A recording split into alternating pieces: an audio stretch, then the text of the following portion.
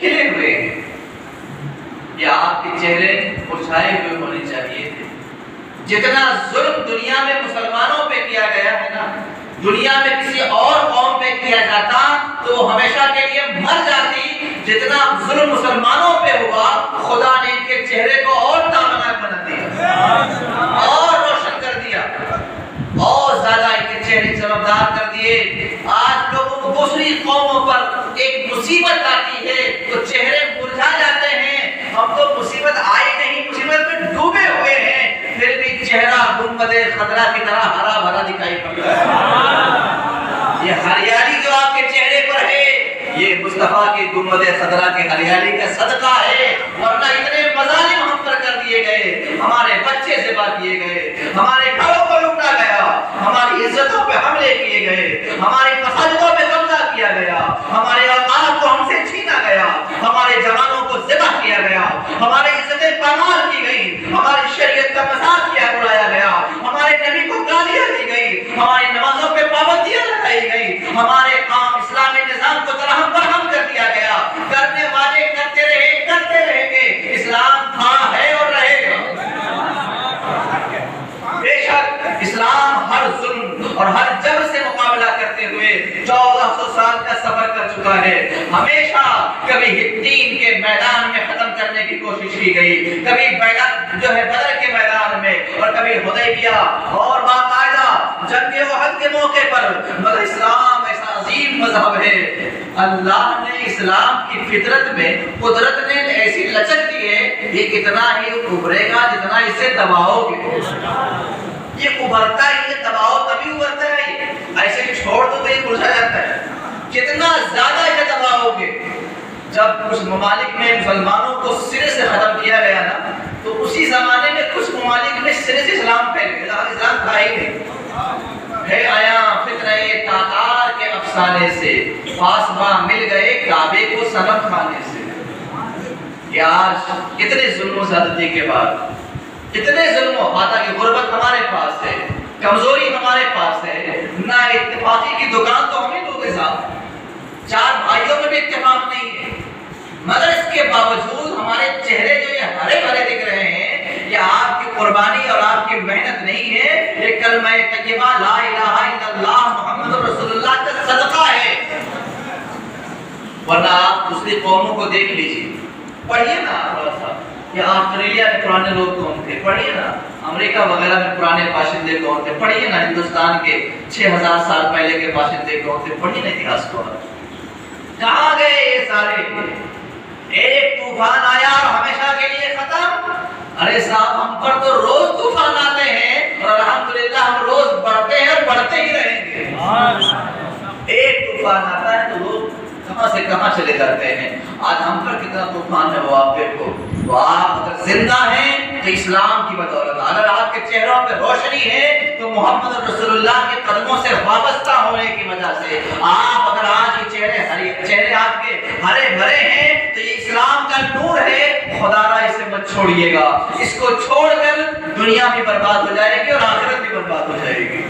میرے پیارے بھائی اور عزیز ساتھیوں اور دوستوں، مسلمانوں کی جرأت، مسلمانوں کی بہادری، مسلمانوں کا حوصلہ، مسلمانوں کی عظیم قوت، یہ جسم نہیں، یہ مال، یہ دولت، یہ محل، یہ مکان نہیں، مسلمانوں کی جو سب سے بڑی دولت ہے وہ ایمان ہے۔ اور آپ کو بھی بتا دوں، آپ کا دشمن بڑا ہوشیار ہے، بڑا ذہین ہے، بڑا پڑھا لکھا ہے، وہ بھی جانتا ہے کہ مسلمانوں کی طاقت ان کا مال، ان کی دولت، ان کا اتحاد، ان کے محلات نہیں ہے، ایمان ہے۔ اسی لیے دشمن آپ سے کچھ نہیں، بس آپ کے ایمان پر حملہ کر رہا ہے۔ یہ ایمان کیسے چھوڑے؟ تو کہا کبھی نبی کی ذات کو نشانہ بنا دو تاکہ اس کے دل میں نبی کی محبت کم ہو جائے، کبھی قرآن کو نشانہ بناؤ تاکہ قرآن کی محبت کم ہو جائے، کبھی اولیاء کی ذات پہ حملہ کرو تاکہ اولیاء کی محبت کم ہو جائے، کبھی انبیاء کو برا بھلا کہو تاکہ اس کے دل سے انبیاء کی محبت نکل جائے، کبھی اسلام کو گالیاں دو تاکہ یہ اسلام کے بارے میں ہلکا گمان کرے۔ کوشش کرنے والے کوشش کرتے ہیں، کرتے رہیں گے، الحمدللہ عشق رسول میں اضافہ ہوتا ہے اور ہوتا رہے گا۔ عدن میں ایک زمانہ تھا، ایک شخص تھا، وہ اپنے کان میں روئی لگاتا تھا، روئی، اس لیے لگاتا تھا کہ مجھے قرآن کی آواز سے نفرت ہے، نہیں سننی ہے۔ حالانکہ یہ بندہ بھی کوئی معمولی بندہ نہیں تھا، لاکھوں اس کے بیان کو سنتے تھے، روئی لگاتا تھا، بند رکھتا تھا ہمیشہ، کیونکہ جس علاقے میں تھا کچھ قرآن پڑھنے والے لوگ تھے، اسے قرآن کے نام سے وحشت، گھبراہٹ، وہ اپنے کانوں میں قرآن کی کوئی ایک آیت بھی سننا گوارا نہیں کرتا تھا۔ پھر کیا ہوا صاحب؟ وہی جو منظور خدا، اللہ جب کسی کو ایمان کی دولت دینا چاہتا ہے نا تو پھر اس کے لیے راستے مہیا کر دیتا ہے۔ ہوا یہ کہ اس کے ساتھ رہنے والے شخص نے اس کی زبان میں ایک بات کہی، اور وہ بات قرآن نمبر 22 میں موجود ہے۔ اس نے کہی کہ اللہ سے ڈرنے والے علم والے لوگ ہیں، علم والے جو لوگ ہیں وہی اللہ سے ڈرتے ہیں۔ اس نے اپنی زبان میں یہ بات کہی۔ اس شخص نے کہا کہ یہ جو جملہ تم بول رہے ہو، اپنے ساتھی سے کہا جو جملہ بول رہے ہو، جملہ کسی مذہبی کتاب میں لکھا ہے؟ کہاں ہے؟ کہا کیوں؟ کہا کہ جس قدر میں نے پڑھا ہے وہ یہ تھا کہ جس قدر علم بڑھے گا خوف ختم ہو جائے گا۔ علم بڑھے گا تو کیا ہوتا ہے بھائی، ہم وہ تار کو نہیں چھوڑتے، کیوں کر جائے گا، معلومات ہی نہیں نا۔ پھر جو بندہ رات اس کا کام ہی کرتا ہے وہ پکڑ لیتا ہے۔ علم بڑھا خوف ختم۔ سوچ سمجھے اس بات کو تاکہ ذہن میں اتر سکے آپ کے۔ ہم اور آپ جنگل میں جائیں، جل لگا رہنے کا سانپ نہ نکل آئے، شیر نہ آ جائے، یہ نہ آ جائے، لیکن جن کا کام ہی یہی ہے، انہوں نے پڑھائی کی ہے، ان کو باقاعدہ ڈگریاں ان کے پاس ہے، وہ سانپ کو پکڑ لیتے ہیں۔ کچھ لوگ ایسے مشہور ہیں وہ جنگلوں میں شیروں کو پکڑتے ہیں، شکار کرتے ہیں۔ ہمیں خوف ہے ان کو خوف، کیونکہ ہمیں اس کا علم نہیں، ان کو علم ہے۔ علم آنے سے خوف ختم ہوتا ہے۔ اس شخص نے یہ بات کہی کہ علم جو چیز ہے اس کے آنے سے خوف ختم ہو جاتا ہے۔ یہ جو جملہ تم بول رہے ہو کہ علم ہی وہ چیز، علم والے ہی وہ لوگ ہیں جو اللہ سے ڈرتے ہیں، اس طرح بات کھڑے ہوتے ہیں۔ ہمارا تجربہ اور ہماری معلومات یہ ہے کہ علم جیسے جیسے بڑھتا ہے خوف ڈر اسی طرح سے ختم ہو جاتا ہے۔ اس نے مثالیں دی، مگر جو تم کہہ رہے ہو کہ اللہ سے ڈرنے والے جو ہیں وہ علم والے ہی ہوتے ہیں، یہ بات ہماری معلومات اور ہمارے تجربے سے ٹکرا رہی ہے۔ اور اس کے بارے میں اس نے سوال شروع کیا کہ آپ یہ جملہ نکالا کہاں سے؟ کم از کم میری معلومات میں اسی بات تو نہیں ہے۔ اس نے پڑھ دیا انما یخشی اللہ من عبادہ العلماء، قرآن پاک کی آیت ہے۔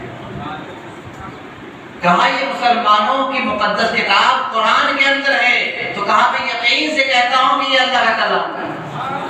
جب کل تک کان میں روئے آگے گھوم رہا تھا، خدا نے ایک آیت کی بدولت اسے اسلام کے نور سے مالا مال فرما دیا۔ تو میرے عزیز، اسلام کی عظیم خوبی ہے، جتنا دباؤ گے اتنا ہی ابھرے گا۔ ہزار کوششیں کی گئی، آج ہو رہی ہیں آپ کے سامنے جو چیزیں ہیں، اس سے کئی گنا زیادہ ماضی میں بھی ہوئی ہیں اور آئندہ ہوں گی، مگر آپ جان لو وہ نبی کی ذات کو نشانہ بنائیں، آپ رسول اللہ کی سیرت کو اپنا لو۔ اور قرآن پاک سے آپ کو دور کرنا چاہیں، اپنی زبانوں پہ قرآن کی آیتیں رٹ لو۔ وہ تمہیں انبیاء کرام کا گستاخ بنانا چاہتے ہیں، تم انبیاء کرام کی بارگاہ کے مؤدب بن جاؤ۔ وہ تمہیں اولیاء کرام کے در سے دور کرنا چاہتے ہیں، تم اولیاء کرام کی بارگاہ میں مؤدب حاضر ہوا کرو۔ وہ چاہتے یہی ہیں کہ ان کے بیچ دوری پیدا ہو، اپنے عمل سے بتا دو تم ہمیں نبی سے دور نہیں کر سکتے۔ کل تک میں شریعت کے مطابق زندگی نہیں گزارتا تھا، تم نے میرے نبی کی ذات کو نشانہ بنایا، اب میرا اٹھنا بھی شریعت کے مطابق ہوگا اور بیٹھنا بھی شریعت کے مطابق ہوگا۔ کل تک تو قرآن نہیں پڑھتا تھا، شوق نہیں تھا، ذوق نہیں تھا، جو بھی تھا پڑھا لکھا نہیں تھا، نہیں پڑھتا تھا، تم نے میرے قرآن کو نشانہ بنایا، اللہ کے کلام کو نشانہ بنایا۔ اب صبح میں قرآن ہے اور شام میں بھی قرآن ہے۔ اپنے عمل سے جواب دیجیے، اپنے عمل سے جواب دیجیے۔ کوشش کیجئے کہ وہ جس طرح سے رسول اللہ سے دور کرنے کی کوشش کر رہے ہیں، کیسے رسول اللہ صلی اللہ علیہ وسلم کی ذات کو کچھ اس طرح بنا کے پیش کیا جائے کہ سننے والا ان سے محبت نہ کرے، اس کے دل سے عقیدت نکل جائے، احترام نکل جائے، یہ ان کی کوشش ہے۔ تو آپ کی کوشش کیا ہوگی جواب میں؟ آپ کی کوشش یہ ہوگی کہ نبی پاک صاحب الاولاد صلی اللہ علیہ وسلم محبوب الانبیاء، سید الانبیاء، ساری کائنات کے آقا و مولا ہیں، ان کی جس پہلو پر حملہ کیا جا رہا ہے، ان کے تعلیمات پر، ان کے ارشادات پر، ان کی زندگی مبارکہ پر، ان کے اخلاق کریمانہ پر، تو آپ اسے اپنا کے بتا دیں کہ اب تک تو میں دور تھا، اب رسول اللہ کے کہنے کے مطابق ہمارا کھانا بھی اسی انداز میں ہوگا اور پینا بھی اسی انداز میں ہوگا۔ اب جواب کی ضرورت ہے عمل کے ذریعے سے، عمل کے ذریعے سے۔ رسول پاک صاحب الاولاد صلی اللہ علیہ وآلہ وسلم کی ذات پاک پر، قرآن پاک پر جو کچھ بھی حملے ہو رہے ہیں، آئندہ ہوں گے، ماضی میں بھی ہو چکے ہیں، یہ کوئی ڈھکی چھپی چیز نہیں، مگر آپ کی ذمہ داری ہے کہ آپ اب دوسری چیزوں سے باز آ جاؤ۔ اخبار پڑھتے ہو، قرآن کیوں نہیں پڑھتے آپ ایک گھنٹے بیٹھ کر نیوز دیکھ سکتے ہو، اللہ کے قانون کی کتاب پڑھ کے دیکھو، آپ کو زمانے حال کی بھی خبر ہوگی، مستقبل کی بھی خبر ہو جائے گی، اسے کیوں نہیں پڑھتے آپ؟ برکتیں بھی نازل ہوں گی، مصیبتیں بھی دور ہو جائے گی، اس کا مطالعہ کیوں نہیں کرتے آپ ایک اخبار 5-10 روپے کا خرید کر کے شروع سے اخیر تک پڑھنے میں فخر محسوس کرتے ہو، اور وہ کلام جس کے حفاظت کا ذمہ اللہ نے اپنے ذمہ کرم پہ لیا، اس کا آپ نے مطالعہ کیوں نہیں کیا؟ روزانہ صبح اٹھ کر کے آپ خبریں دیکھنا، ایک طرف سے اپنے آپ کو بہتر بنا کے پیش کرو، خبر دیکھتے ہیں اٹھ کے، آپ کلام الہی کی چند آیتیں کیوں نہیں پڑھ لیتے؟ اتنا مزاج بدلیے، آپ کی زبان پر قرآن کریم کے آیات ہوں، بول چال میں بھی اسلامی انداز ہو، وہ تھینک یو اور وہ گڈ نائٹ اور یہ کھلا یہ کھلا یہ کھلا، میں اس پر گفتگو نہیں کرنا چاہتا، کئی بار بول چکا۔